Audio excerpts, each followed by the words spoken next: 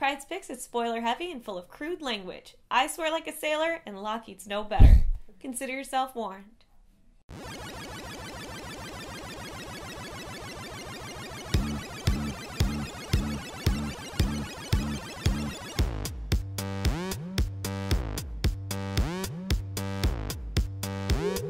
Hey everyone, it's March 5th, and I'm here with this week's Pryde's Picks.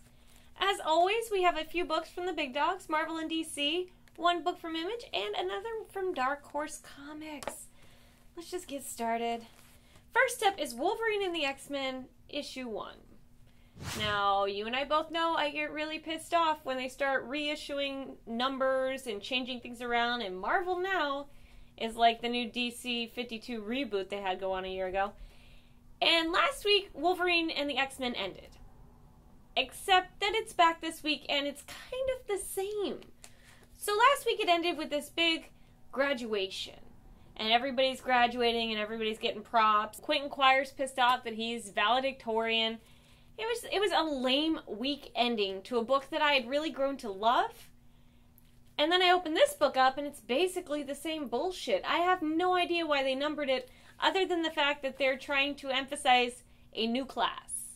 And basically they're taking the idiotic ones that they pulled in last Wolverine and the X-Men, the six-eyed man and the shark girl, and they're kicking those guys out. Keeping the cool ones. You still have Quentin Quire, you still have Idie, and a couple other of the gang.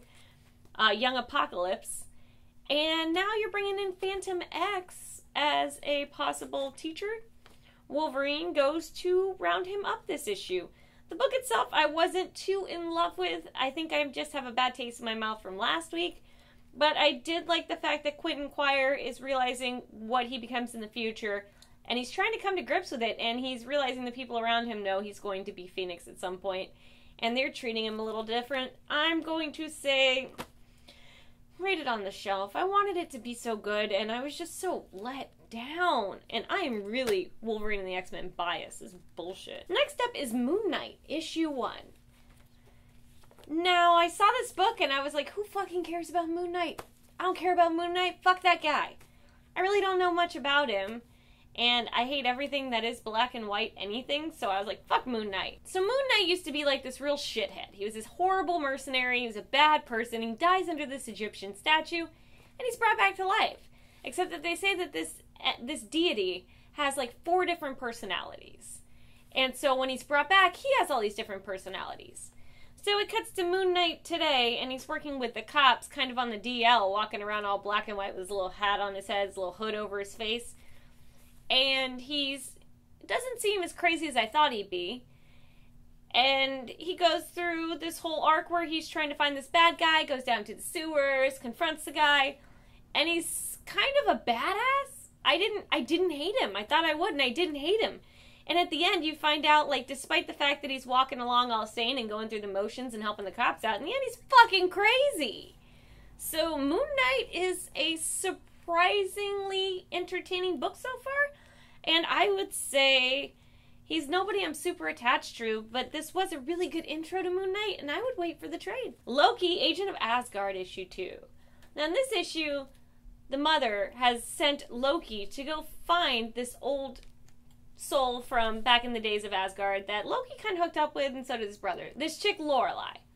So he goes to speed dating, and he runs into this one girl, and he's talking to her, and like, you think that's Lorelei. Except you find out she's somebody completely different, and she's kind of like Loki's counterpart in life. Whereas he's a trickster, and he's all about illusions and manipulation, and kind of the opposite of the truth. This one girl is all about the truth and only speaks the truth. And she sees a charm to Loki because despite the fact that he's a trickster, he's honest with her and she likes him. So I feel like those two would be a really good pair, and I would like to see them together more. What he needs Lorelei for, I don't know, but something big's about to go down. I'm going to say wait for the trade. It wasn't anything awesome, but it was nice to see him go to speed dating and interact with a complete stranger and kind of like her. Next up is Magneto, issue 1, and look at this charming little cover. He's a mouse? What? If nothing else, he's using his little powers to get out of the little rat trap and get his cheese. And isn't that a metaphor of Magneto's life? Okay, cut the bullshit. It's cute as fuck and you know it. Alright, this book is a narration of Magneto talking about his day-to-day and what he's become, and we've all kind of let Magneto slide for a while. I know a few weeks back I was talking about how he's mourning Xavier's death, and we had kind of forgotten about him, and after that it got quiet again. And Magneto hasn't been a part of Cyclops' school. He hasn't been, like, antagonizing anybody. So this catches us up on what he's been doing. But at one point, he walks into a coffee shop, pulls the fillings out of this guy's mouth, and then replaces the fillings with giant spears.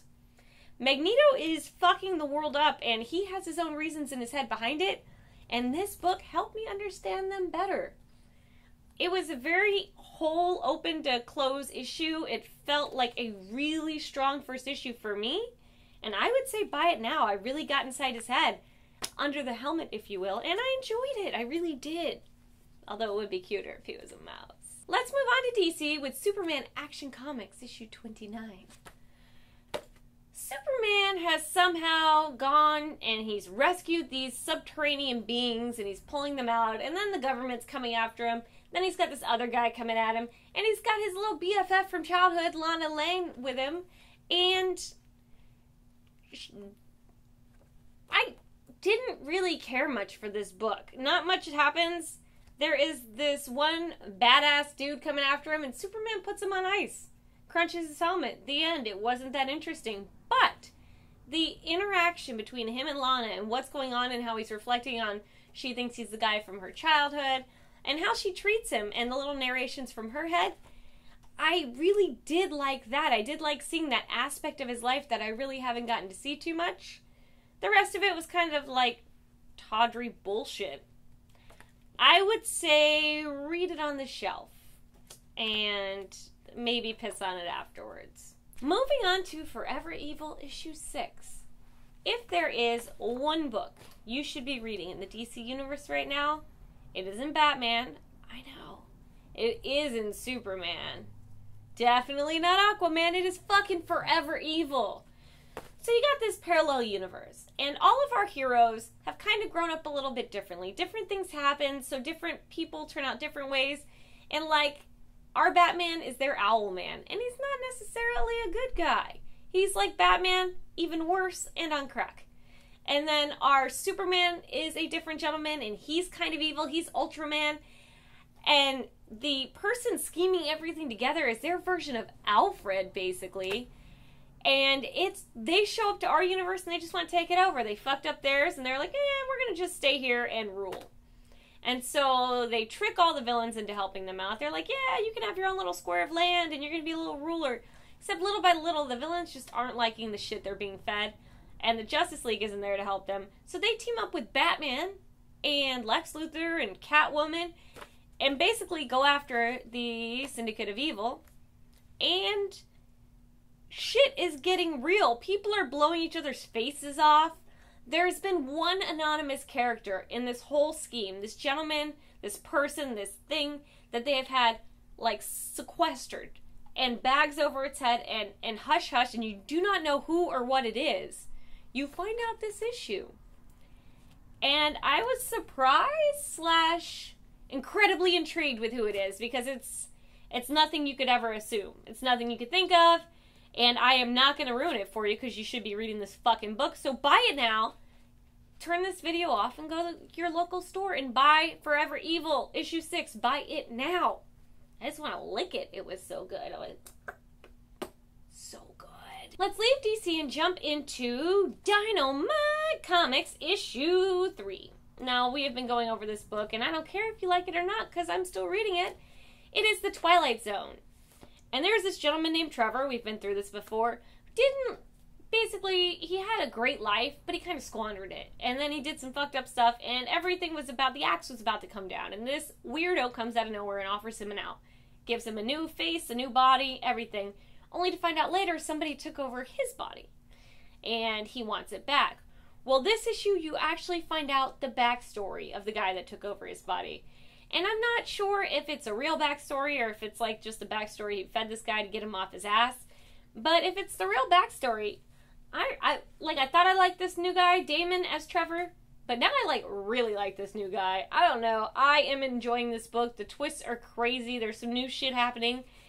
And I'm going to say the Twilight Zone. Buy it now. I liked it. Next up is Image Comics with Apocalypse Owl. And actually issue 2 came out this week, but I accidentally grabbed issue 1 and I liked it. So we're going to review it, and I'm going to go grab issue 2 the next time I go to the comic book shop. Apocalypse Owl is what I picture Buffy meets Supernatural to be. You know how every season of Supernatural there's like an end of the world and Sam and Dean are saving everyone's asses? Well, inject their swagger with Buffy's badassness and a little bit of faith for like good sex appeal, and that's Allison.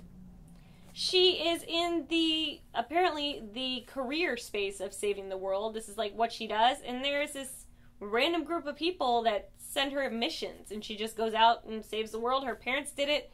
There was always a man in her generation that did it, kind of a twist on the Buffy thing, and she was a female, and she had no brothers, so her dad passed it on to her, and Allison is saving the world.